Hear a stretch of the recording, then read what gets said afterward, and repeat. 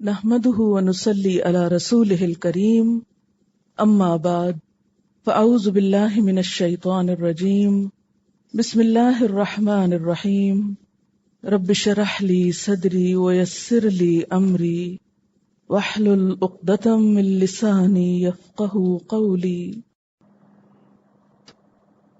قالوا وہ کہنے لگے اِنَّكَ لَأَنْتَ یوسف، کیا تم ہی یوسف ہو؟ ہائے کیا تم یوسف ہو؟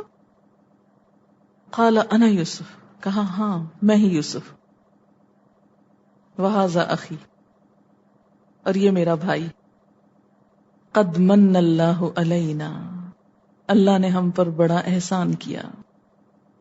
اسے اللہ کا احسان بتاتے، فوراً اللہ کا احسان یاد کرتے۔ انہو، بے شک وہ، من یتقی، جو تقوی اختیار کرتا ہے، ویصبر، اور صبر کرتا ہے، یہ دو کوالٹیز ہیں جس میں، فإن اللہ، تو بے شک اللہ تعالی، یقیناً اللہ تعالی، لا یضیع، نہیں ضائع کرتا، اجر المحسنین، محسنین کا اجر۔ پوری کہانی کا خلاصہ ہے یہ دو لفظ، من یتقی ویصبر، کامیابی کی ضمانت، تقوی، خدا کا خوف اور صبر۔ دنیا اور آخرت کی کامیابی کے لیے یہی دو راز ہیں۔ من یتقی، جو اللہ سے ڈرے گا، تقوی کرے گا، اور اللہ کا ڈر ہی انسان کی زبان بند رکھتا ہے نا، ویصبر، اور صبر کرے گا تکلیفوں پہ، پریشانیوں پہ، لوگوں کی اذیتوں پہ، فإن اللہ لا یضیع اجر المحسنین، تو اللہ محسنین کا اجر ضائع نہ کرے گا۔ صبر اور تقوی کا نتیجہ ہمیشہ اچھا ہوتا ہے۔ یہ ساری بات کتنی لمبی ہے، کتنا لمبا لیکچر ہے، کچھ بھی نہیں، ایک جملہ ہے لیکن اتنا مؤثر ہے۔ قالو، بھائی اقرار کر لیتے، تاللہ، قسم اللہ کی، لقد آثرک اللہ علینا، اللہ نے تجھے ہم پر ترجیح دی ہے۔ بھائی کی بڑائی تسلیم کر لی، وہ جو نحن عصبہ کہتے تھے آج مان گئے کہ اللہ نے تجھے کو ترجیح دی۔ وَإِن كُنَّا لَخَاطِئِينَ، اور بے شک ہم ہی خطا کار تھے۔ یہ وہی اقرار ہے جو حضرت آدم نے کیا تھا، ربنا ظلمنا انفسنا، اور یہ بھی کیا کہتے ہیں، ان کننا لخاطئین، یقیناً غلطی ہماری تھی۔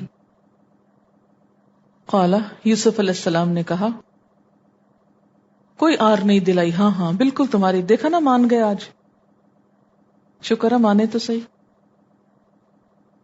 ایک یہ انداز ہوتا ہے، اور دوسرا انداز کیا تھا، قال، کہا، لا تثریب علیکم اليوم، کوئی الزام نہیں تم پر آج کے دن۔ تثریب، سے رے بے،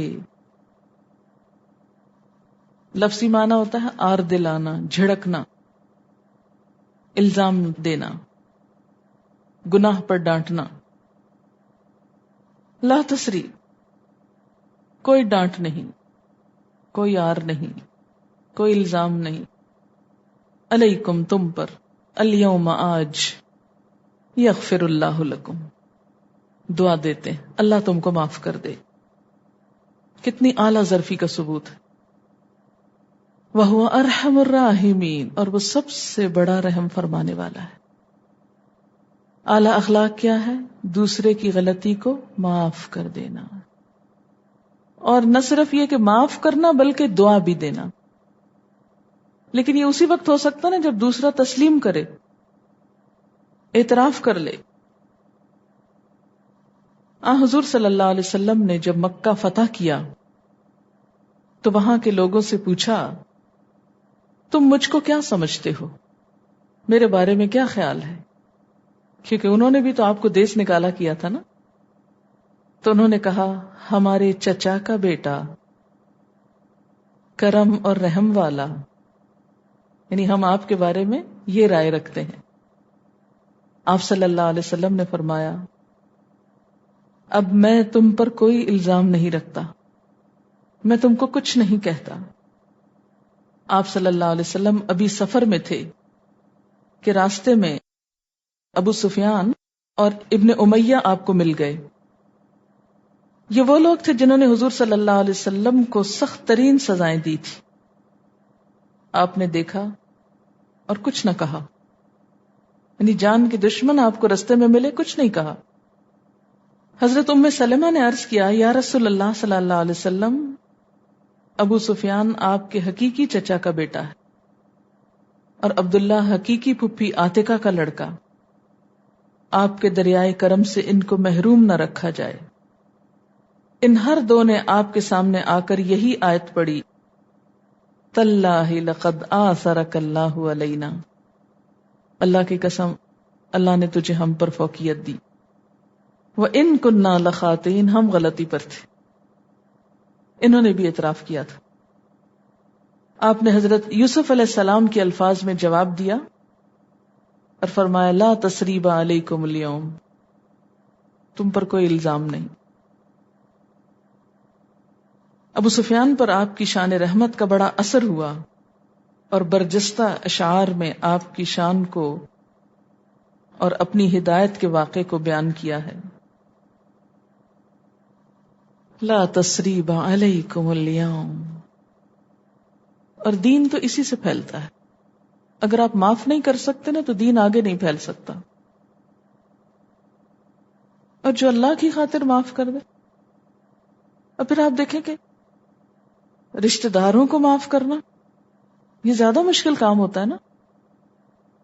باہر کے لوگوں کو معاف کرنا آسان ہوتا ہے، زندگی بھر ہم معاف نہیں کرتے ایک دوسرے کو.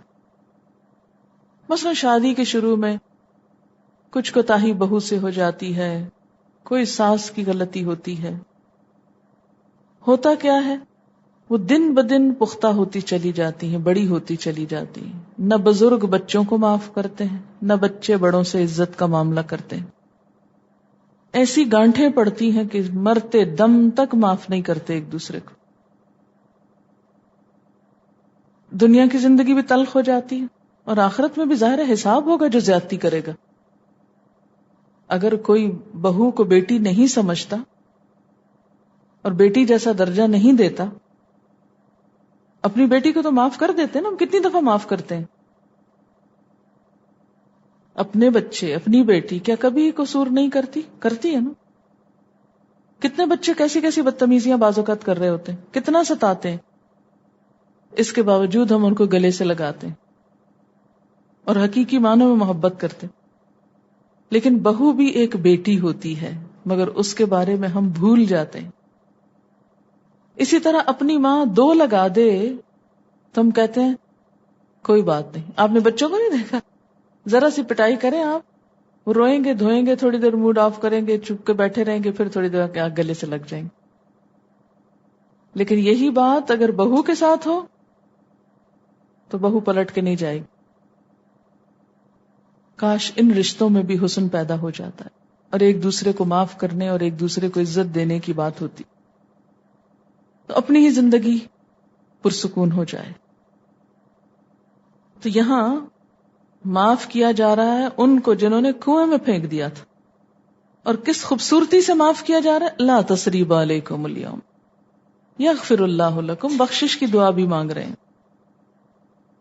ہمارے پاس ایک دن ایک مسئلہ آیا کہ ایک خاتون کا کہ وہ اپنی زندگی میں اپنی تجہیز و تکفین کسی ٹرسٹ کے حوالے کرنا چاہتی تھی، کیونکہ وہ اس قدر خوف زدہ تھی کہ معلوم نہیں کہ سسرال مرنے کے بعد اس سے کیا معاملہ کریں، اسے دفن بھی کریں کہ نہ کریں. اس قدر بے اعتباری.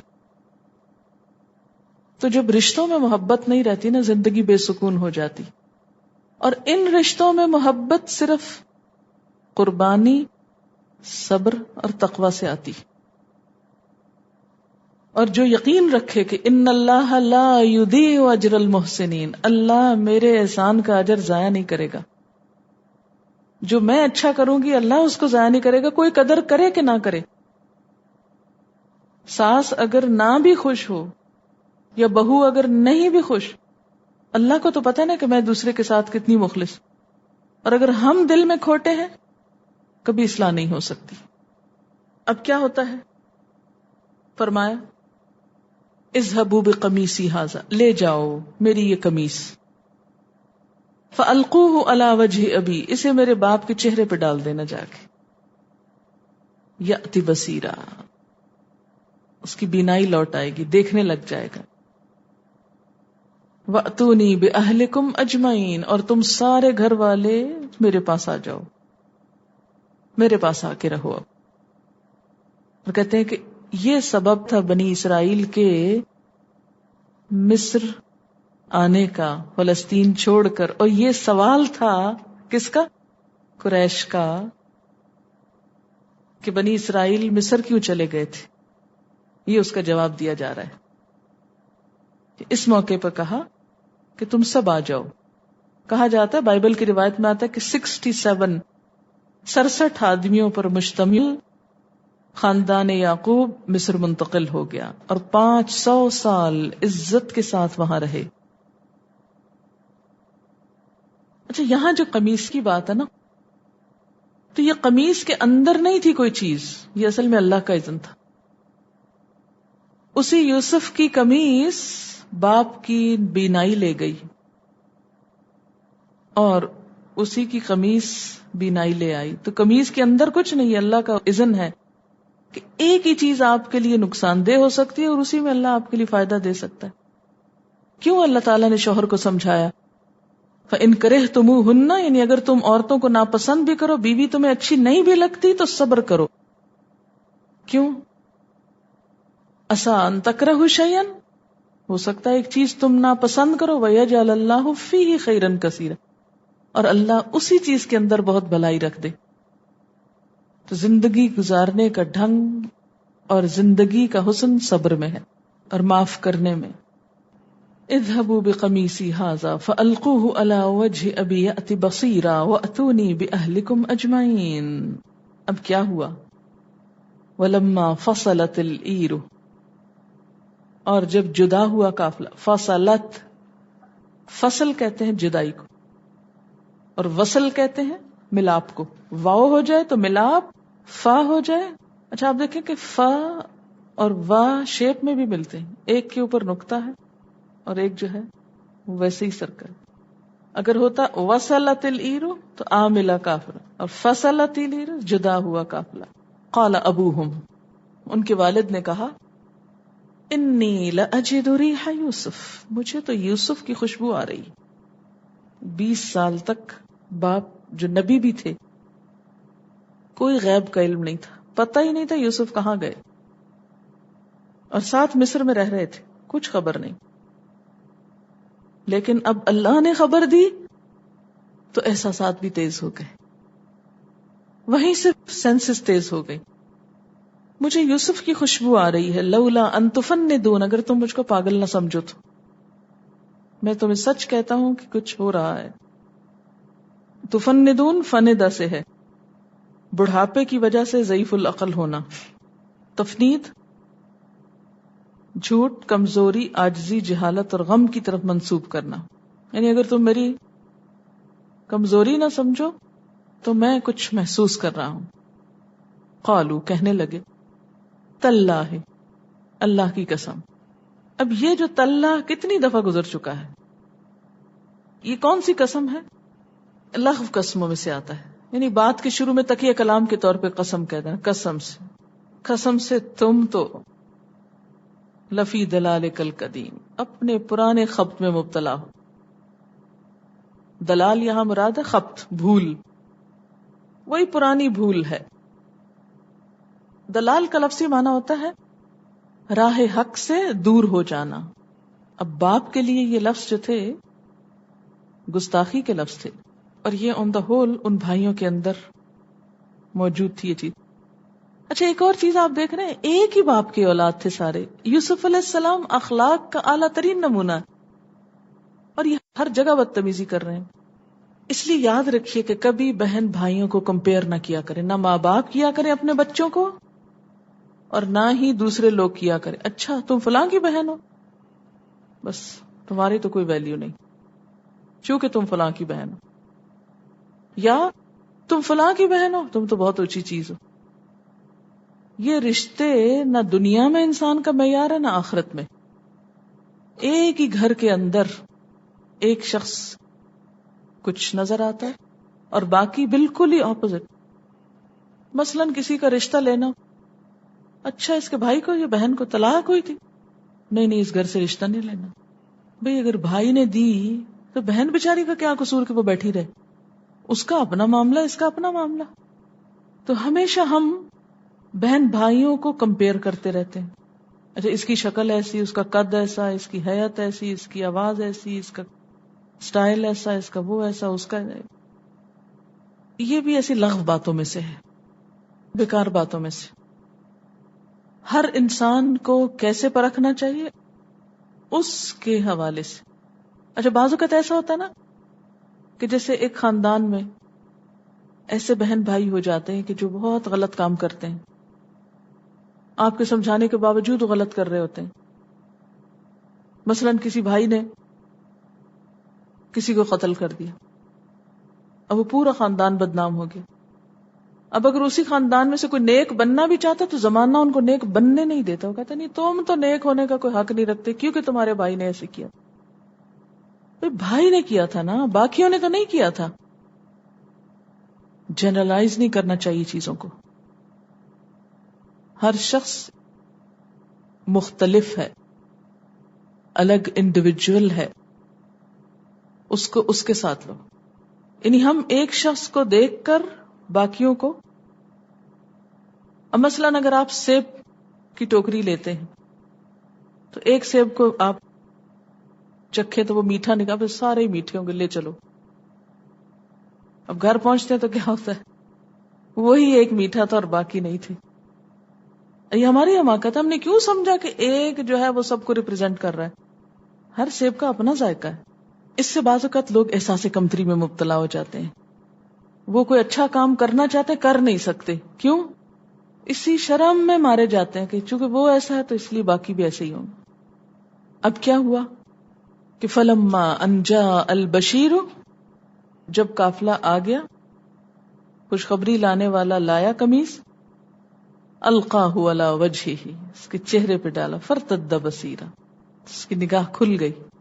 قال الم اقل لکم، کہا میں نے تم سے کہا نہ تھا، انی اعلم من اللہ ما لا تعلمون، میں اللہ سے وہ باتیں جانتا ہوں جو تم نہیں جانتے.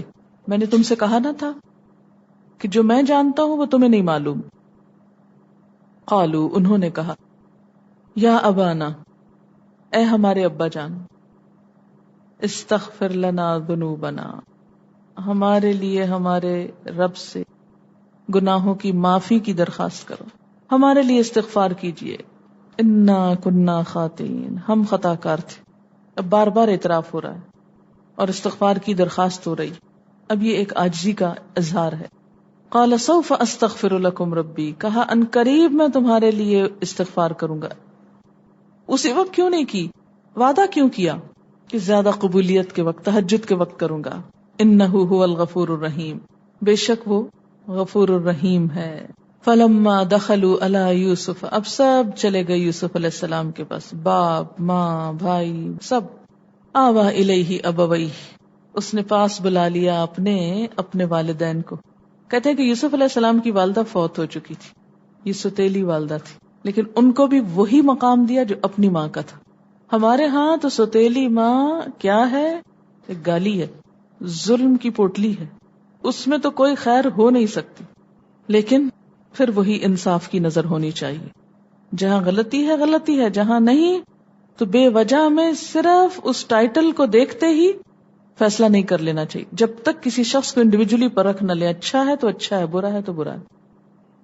آوا الیہ ابویہ وقال ادخلوا مصر، اور کہا داخل ہو جاؤ مصر میں، اس شہر میں، انشاءاللہ آمنین، انشاءاللہ امن سے رہو گے. ورفع ابویہ علی العرش، اور اپنے والدین کو تخت پر بٹھایا. یوسف علیہ السلام نے اپنے والدین کو اپنے ساتھ بٹھایا. یہ نہیں کہا میں بادشاہ ہوں اور تم والدین ہو تو نیچے بیٹھو. یہی ادب ہے، یہی احترام ہے کہ انسان کسی بھی مقام پہ پہنچ جائے، کچھ بھی ہو، لیکن والدین کی اپنی اہمیت ہوتی. ہمارے ہاں کیا ہوتا ہے، اگر کوئی بچہ ترقی کر کے کسی بڑے عہدے پہ جا پہنچے، زیادہ مالدار ہو جائے اور ماں باپ غریب ہوں تو وہ پہچاننے سے انکار کر دیتے. کبھی ان کو چوکیدار بتاتے ہیں، کبھی ان کو کچھ اور بتاتے ہیں. گھر میں رکھنے پہ تیار نہیں ہوتے کہ اس سے ہمارے اسٹیٹس پہ فرق آئے گا. لو یہ ان کے یہ ماں باپ، یہ اصل تھی ان کی. ماں باپ تو ماں باپ ہیں. وَرَفَعَ أَبَوَيْهِ عَلَى الْعَرْشِ وَخَرُّوا لَهُ سُجَّدًا، اور وہ سب جھک گئے. یہ سجدہ تعظیمی تھا، یعنی بو ڈاؤن کرنا. سجدے سے مطلب ضروری یہ نہیں ہوتا کہ زمین پہ پیشانی اور ناک رکھ کے دونوں ہاتھ رکھ کے پراپر طریقے سے سجدہ کرنا. سجدہ کا لفظی معنی ہوتا ہے جھک جانا. وَخَرُّوا لَهُ سُجَّدًا، اور وہ اس کے آگے سجدے میں گر پڑے، یعنی کھڑے کھڑے. جیسے آپ نے دیکھا ہوگا پہلے بادشاہوں کے سامنے کیا کرتے تھے، آداب کہتے ہوئے ذرا سا جھک جاتے تھے، جھک گئے. وقال، اور کہا کس نے؟ یوسف علیہ السلام نے. کیا؟ یا ابتی، اے ابا جان. ھذا تأویل رؤیایا، یہ میرے خواب کی تعبیر ہے، یہ دیکھا تھا میں نے. کتنے سال بعد تعبیر ملی؟ من قبل، اس سے پہلے. قد جعلها ربی حقا، میرے رب نے اس کو سچا کر دیا. آزمائشوں سے گزرنے کے بعد سچا ہوا خواب. ہم کیا کہتے ہیں، آج اچھی چیز دیکھیے تو بس کل مل جائے، اگر نہیں تو یہ اللہ کی بات سچی نہیں. اب اللہ تعالیٰ جیسے کہتے ہیں نا ان اللہ لا یضیع اجر المحسنین، تو ہمیں کتنوں کو یقین ہے کہ اس کے اوپر ہم انحصار کر کے محسن بنے. ہم کیا سوچتے ہیں، کوئی فائدہ نہیں ہوا اتنا اچھا بننے کا، پلٹ چلو وہیں جہاں تھے پہلے. نہیں، اللہ کا وعدہ جھوٹا نہیں، لیکن ہر وعدے کے پورے ہونے کا ایک وقت ہے. اب مثلا آپ ایک درخت لگاتے ہیں آم کا، روز اس کو پانی دیتے ہیں، اس کی لک آفٹر کرتے ہیں. سال گزر جاتا ہے، کہتے لو سال ہو گیا میں اس کے ساتھ محنت کر رہا ہوں، کوئی پھل نہیں لگا، کوئی فائدہ نہیں، اٹھاؤ کھیڑو پھینکو اس کو جان چھڑاؤ. ایسے شخص کی قسمت میں نہیں ہے پھل کھانا، جو اس کے ساتھ 6 سال ساتھ محنت کرے اور صبر کے ساتھ جمع رہے. کوئی نہیں، بڑا ہوگا تو دے دے گا پھل، وہی شخص پھل کھا سکتا ہے اس کا. اچھا، ہم اپنے بچوں سے بھی بہت جلدی مایوس ہو جاتے، یہ ابھی فرشتے نہیں بنے، انہوں نے کچھ بھی نہیں بننا، بس ختم. نہیں، کسی کی بھی اصلاح میں بہت صبر کی ضرورت ہوتی، ٹھیک ہو جائے گا. اور جو خاص طور پر تبلیغ کے معاملے میں یہ نہیں کہ ایک دفعہ لوگوں کو بتا کے آپ ایکسپیکٹ کریں کہ اب اس کے بعد تو یہ 100% فرشتے بن جائیں. نہیں، انسان ہے، غلطیاں ہوں گی، ٹھوکریں کھائیں گے، پھر سنبھل جائیں گے. پھر ہر چیز کا ایک انداز، ایک وقت لگتا ہے اس کو بننے میں. یا مثلا میں آپ لوگوں سے اب یہ توقع کر لوں کہ آپ جلدی سے بس لوگوں کو پڑھا چھوڑیں، چند دنوں میں یہ سب کچھ پھیلا دیں. نہیں، ہر چیز کا ایک وقت ہے. پھل آنے میں ہمیشہ دیر لگتی. کیوں؟ اس لیے کہ اگر چھوٹے سے پودے پہ پھل لگ جائے نا تو اس کو بھی لے ڈوبے، اس کو بھی ختم کر دے. اور ایسا ہی ہوتا ہے، جس کا تنا مضبوط نہیں ہوا، جس کی بنیاد جڑ مضبوط نہیں ہوئی، وہ پھل کیسے اٹھا سکتا ہے اپنے اوپر؟ وقد احسن بی، اور اس نے میرے ساتھ احسان کیا. احسن بی اذ اخرجنی، جب اس نے نکالا تھا مجھ کو، من السجن، قید خانے سے. اب یوسف علیہ السلام سارے گزشتہ واقعات کا ایک ذکر کر رہے ہیں. اب دیکھیے سٹائل پچھلی زندگی کی کہانی سنانے کا. ہم جب اپنے غموں کا ذکر کرتے ہیں تو کیا کرتے ہیں؟ یوسف علیہ السلام دیکھیے کیا کر رہے ہیں، ہر چیز اللہ تعالی کے ساتھ. وقد احسن بی، اللہ نے مجھ پر احسان کیا جب مجھے قید خانے سے نکالا. یہ نہیں کہا اللہ نے مجھ پہ بڑا ظلم کیا جب مجھے قید خانے میں ڈالا. ایک انداز یہ بھی ہو سکتا تھا. ہم کیا کرتے ہیں، جو نعمت ملتی ہے اس کا ذکر ہی نہیں فرماتے، اور جو تکلیف آتی اس کو نشر کرتے ہیں. ایک شخص آپ کے ساتھ 100 بھلائیاں کرتا ہے، آپ کہیں منہ نہیں کھولتے کہ یہ اچھا انسان ہے. ایک دفعہ ڈانٹ دے آپ کو، پھر دیکھیں کیا ہوتا ہے. ہم انسانوں کا یہ حال ہے اور یہ کمزوری ہے. وہ کہتے ہیں، وہ قید خانے جانے کا ذکر نہیں کر رہے کہ بڑا ظلم ہوا مجھ پر جب میرے ساتھ ان عورتوں نے یہ کیا اور مجھے وہاں بھجوا دیا، میرا کوئی قصور نہیں تھا پھر بھی مجھے جیل بھیج دیا. ہر وقت اپنی صفائیاں. وقد احسن بی اذ اخرجنی من السجن، وجاء بکم من البدو، اور لے آیا تم کو جنگل سے. احسن بی، اب آپ دیکھیں حقیقت میں تو ان پر احسان ہوا ہے نا، آنے والوں پر، کہ ان کو جنگل سے اٹھا کے اللہ نے ایک محل میں بھیج دیا. لیکن یہ کہتے ہیں اللہ نے مجھ پہ احسان کیا جب میرے رشتہ دار مجھ سے ملا دیے. کیا خوبصورت انداز، کتنی پازیٹو سوچ. یہ بھی کہہ سکتے تھے نا، دیکھو اللہ نے تم پہ احسان کیا کہ یہاں آ گئے، کن حالات میں تم رہتے تھے. آپ دیکھیں کہ کبھی ہم ایسا کریں کہ زندگی میں اللہ ہم کو بہت کچھ دے، پھر ہم اپنے کچھ رشتہ داروں، کچھ عزیزوں، دوستوں کے لیے بھلائی کا سبب بنے، ان کی خیر خواہی کا، ہمارے ذریعے ان کے کچھ فائدے ہو جائیں، تو ہم کیا کہتے ہیں؟ میں نے تم پہ یہ احسان کیا، میں نے تم کو نوکری دلوائی، میں نے تم کو کاروبار لگایا، میں نے تمہیں گھر بنا کے دیا. یہ نہیں کہتے اللہ کا احسان مجھ پر جس نے مجھے توفیق دی کہ میں نیکی کر سکوں.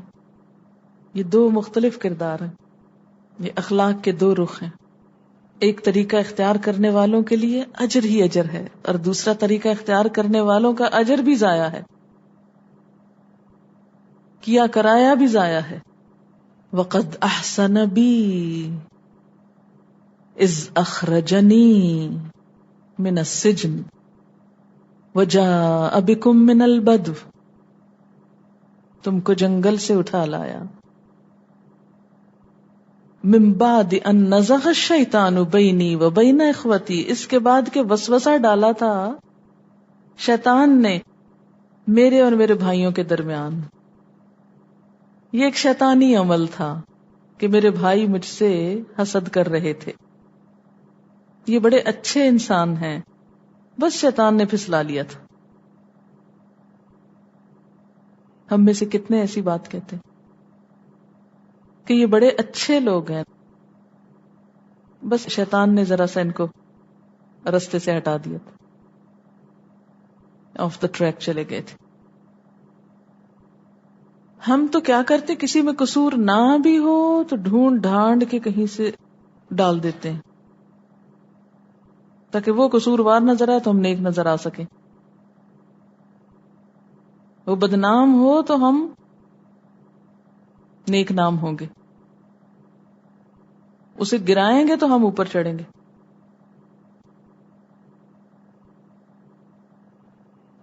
لیکن یہاں کیا حال ہے، دوسروں کو اعتماد دے رہے ہیں، نہیں کوئی بات نہیں، خیر ہے، پھر کیا ہوا، چلو ٹھیک ہے، جانے دو. اسی کو کہتے ہیں محبت فاتح عالم، سب کا دل جیت لینا، دوسروں کی غلطیوں کو نظر انداز کر کے اس طرح معاملہ کرنا گویا ہم نہیں جانتے کہ آپ کا کوئی قصور بھی، ایسے بھلا دینا. ان ربی لطیف لما یشاء، بے شک میرا رب لطف کرنے والا ہے جس کے لیے چاہتا ہے، یا باریک بین ہے جو کرنا چاہتا ہے اس کے لیے. اپنے ہر کام میں بہت غیر محسوس طریقے سے کام کر لیتا ہے. اچھا یہاں آپ دیکھیں کنویں سے نکلنے کا ذکر نہیں کرتے، اس کو امٹ کر گئے بیچ میں سے.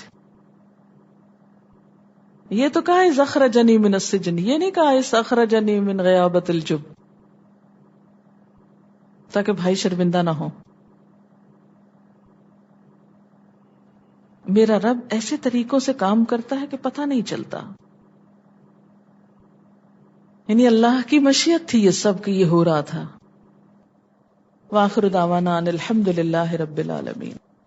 سبحانک اللہم وبحمدک، نشہد ان لا الہ الا انت، نستغفرک ونتوب الیک. والسلام علیکم ورحمۃ اللہ وبرکاتہ.